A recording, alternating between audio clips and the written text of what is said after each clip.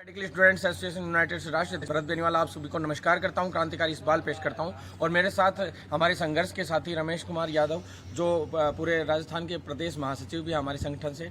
और मैं आप सब हम लोग आज मिले हैं। सबसे मुख्य मांग हमारी ये थी कि लगातार हमारी ये मांग चल रही थी 3-4 महीने से, और जितने भी छात्र जो अभ्यर्थी हैं जो पास आउट हो चुके हैं या जिनका प्रोसेस चल रहा है, सारे प्रोसेस को जो स्टूडेंट्स हैं उनके फॉर्म भरे जाते हैं, जैसे कॉलेजेस से सब कुछ हर चीज़ को ऑनलाइन, जैसे हमने आरयूएचएस को करवाया था उसी प्रकार से आरयूएचएस के हर एक फॉर्म को ऑनलाइन करवा रखा है। आपकी कोई भी छोटी सी फीस कटेगी और उसके बाद आपको प्रोविजनल सर्टिफिकेट मिल जाएगा, या आपकी कोई मार्कशीट गुम हो गई तो उस मार्कशीट को ऑनलाइन जैसे आप लोगों का चार्ज कटेगा और चार्ज कट के आप लोगों को मार्कशीट अपने आप अवेलेबल हो जाती है। तो इस प्रकार की जो व्यवस्थाएं हैं वो राजस्थान नर्सिंग काउंसिल में भी लागू करवाने के लिए हम लोग बहुत तत्पर हैं, और बहुत जल्द इन व्यवस्थाओं को लागू करने के लिए हम लोग लगातार सरकार पे भी हमने प्रेशर बना रखा था। अतिरिक्त निदेशक साहब से भी हमारी बात हुई, और राजस्थान नर्सिंग काउंसिल के जो हमारे रजिस्ट्रार है महेश शर्मा जी, उन्होंने भी इसमें काफ़ी मदद की है और वो ज़बरदस्त तरीके से इसमें लग रहे हैं। उन्होंने वादा किया है कि बहुत जल्द हम जितने भी छात्र हैं जो ये परेशान होते हैं, क्योंकि मैं रोज़ जो छात्रों को देखता हूँ बहुत मन में पीड़ा होती है कि वो सर्टिफिकेट के लिए गेट के आगे खड़े रहते हैं और उनको काफ़ी समय तक नंबर नहीं आ पाता कि भाई आज सर्टिफिकेट बनेगा। रिन्यूअल करवाने के लिए आते हैं, सर्टिफिकेट रिन्यूअल करवाने आते हैं, रजिस्ट्रेशन सर्टिफिकेट है वो काफ़ी समय तक नहीं आ पाते हैं, रजिस्ट्रेशन नंबर कॉलेज वाले नहीं देते हैं, जबकि रजिस्ट्रेशन नंबर आ जाते हैं सभी छात्रों के।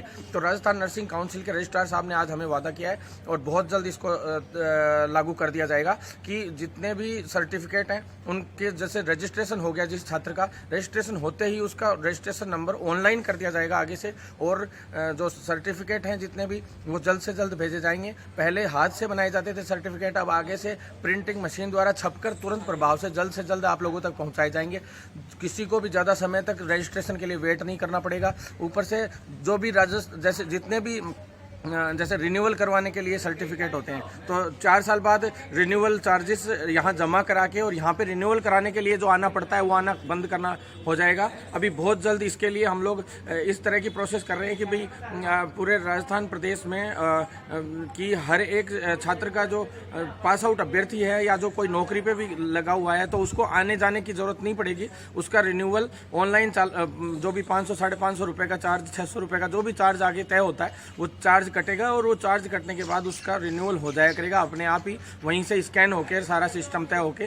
तो साथियों, आप लोगों के लिए बहुत जल्द इस चीज़ की प्रोसेस को मैं सॉल्व कराने का प्रयास करता हूं और बहुत जल्द हम लोग इसमें जीत भी हासिल करेंगे, क्योंकि महेश शर्मा जी जो रजिस्ट्रार साहब हैं वो इसमें बहुत अच्छे तरीके से काम कर रहे हैं। तो मैं उनको धन्यवाद ज्ञापित करता हूँ, धन्यवाद देता हूँ कि आज मीटिंग में उन्होंने हमें पॉजिटिव आश्वासन दिया। अगली बात मैं बात करना चाहता हूँ प्रमोट की। तो प्रमोट में जितने भी साथी हैं जैसे, तो उन लोगों के लिए प्रमोट के लिए जो यहाँ से फाइल बनाकर भेजी गई थी उस पर महेश शर्मा जी सर आज फिर से मीटिंग में गए हैं, और इसमें बहुत जल्द महेश शर्मा जी को आज बुलाया गया है। आरयूएचएस से भी बुलाया जाएगा वापस से, और जो पैरामेडिकल काउंसिल है उससे भी रजिस्ट्रार साहब को बुलाया जाएगा, जिससे क्या है सभी रजिस्ट्रारों की एक और मीटिंग होगी। इसमें जो परफॉर्मा तैयार करके भेजा गया था, जो यहाँ से फाइल बनाकर भेजी गई थी, उस फाइल में स्पेशली ये रखा गया है कि भाई जो इंटरनल मार्क्स हैं, इंटरनल मार्क्स के आधार पर जो इंटरनल मार्क्स के जिस आधार पर चढ़ाए जाते हैं, तो वो जो इंस्टीट्यूट्स होती है जिसमें छात्र पढ़ाई कर रहा है उस इंस्टीट्यूट के जो छात्र हैं वो वहाँ पे एग्ज़ाम देते हैं, इंटरनल एग्ज़ाम देते हैं। तो उसी इंटरनल एग्ज़ाम को लेने के लिए आरएनसी ऑब्जर्वर भेजेगी, और भेजने के बाद उन लोगों के एग्ज़ाम्स होंगे। एग्ज़ाम्स होने के बाद जो उनके मार्क्स होंगे उसी के आधार पर प्रमोट किया जाने का जो एक सिस्टम हमने भिजवाया था।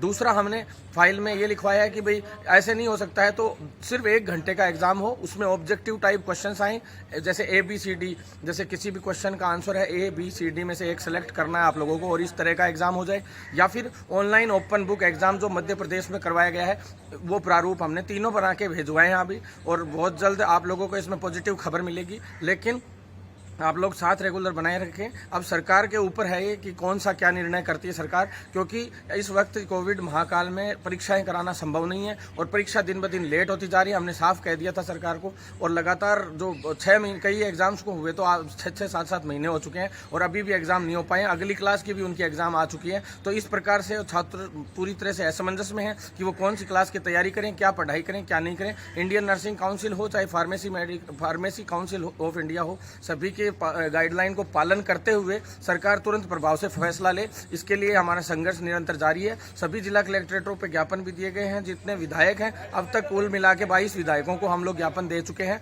और विधायकों से लेटर भी बनवा के भेज चुके हैं। जिला कलेक्टर हैं, जिनमें 15 से 16 जिला कलेक्टर हैं, उनसे अब तक हमने लेटर बनवा दिए हैं और बहुत जल्द इसके ऊपर बहुत विचारणीय पॉजिटिव न्यूज़ आएगी और आप लोगों को चिंतित होने की आवश्यकता नहीं है। साथ इसी प्रकार से बनाए रहेंगे। धन्यवाद साथियों। और जोड़नी पड़ रही है इसमें, वो इस वजह से जोड़नी पड़ रही है, कोई 19 को कह रहा है, कोई 20 को कह रहा है, कोई 22 को प्रदर्शन की कह रहा है और धरना देने की कह रहे हैं। तो मैं साथियों आप सभी से ये कहना चाहता हूँ कि इस प्रकार से अलग अलग धरने, कोई कभी करने की कह रहा है, कोई कभी करने की कह रहा है। तो साथियों मैं 1 तारीख बताऊँगा, उस 1 तारीख को हम लोग सभी RUHS ही नहीं, सभी जो 3 संस्थाएं हैं सभी को घेरना पड़ेगा और बहुत तरीके से इस प्रदर्शन को करना पड़ेगा। अगर अलग अलग तुम लोग ये गुटों में बट के और कभी किसी ने कुछ कह दिया, किसी ने कुछ कह दिया, इसी तरह से अगर चलते रहे तो ये आंदोलन बहुत कमज़ोर हो जाएगा। इस आंदोलन को एक ही बार करो और वो मजबूती से करें। मैं आप लोगों से डेट शेयर करने ही वाला हूँ 2-4 दिन में।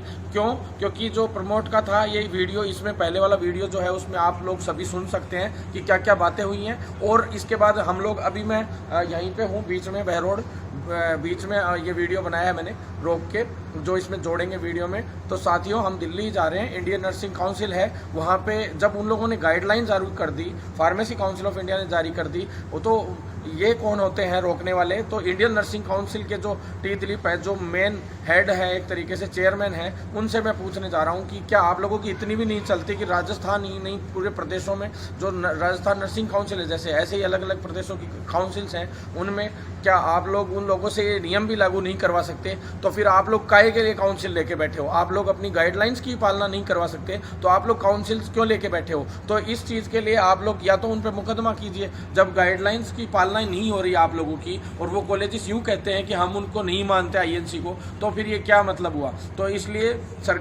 हम इंडियन नर्सिंग काउंसिल के चेयरमैन से मिलने जा रहे हैं, सेक्रेटरी से भी मिलने जा रहे हैं, मैडम है जो, उनसे भी, और फार्मेसी काउंसिल भी जाएंगे और UGC में भी जा रहे हैं कि साहब ऐसी कौन सी ज़रूरी चीज़ें आ गई जब 8-8 महीने, 5-5 महीने जब बैचों के ऊपर निकल गए और अगली कक्षा की परीक्षाएं आने को हो रही हैं, 3 महीने बचे हुए हैं और अब तक उनकी पहले वाली एग्जाम्स नहीं हुई। ऐसा कौन सा ज़रूरी काम आ गया? उससे ज़्यादा मरीज अब बढ़ रहे हैं, तो फिर ऐसे कौन से ज़रूरी आ गया कि अन्य विश्वविद्यालयों की तर्ज पे इन लोगों को प्रमोट नहीं किया जा रहा? तो साथियों ये काम अधिकारिक लेवल पे होंगे। ऐसे फूंफा करने से 10 लोग कहीं प्रदर्शन कर रहे हैं, 20 लोग कहीं। ये बात अच्छी है कि आप लोग कलेक्ट्रेटों पर प्रदर्शन कर रहे हैं, लेकिन RUHS, RPMC, RNC या इन सब चीज़ों के इनके सामने जिस दिन प्रदर्शन करेंगे वो एक बहुत बड़ा प्रदर्शन करेंगे और इतना मजबूत प्रदर्शन करेंगे कि उस दिन उठेंगे जब हमारी मांग मान ली जाएगी। साथियों अभी पिछली बार 1 डेट डाली थी, 10 मैंने किसी को डेट के लिए नहीं कहा था। मैंने इसलिए नहीं कहा था कि मुझे आशा थी कि भाई हाँ बहुत जल्दी ये सॉल्व हो जाएगा।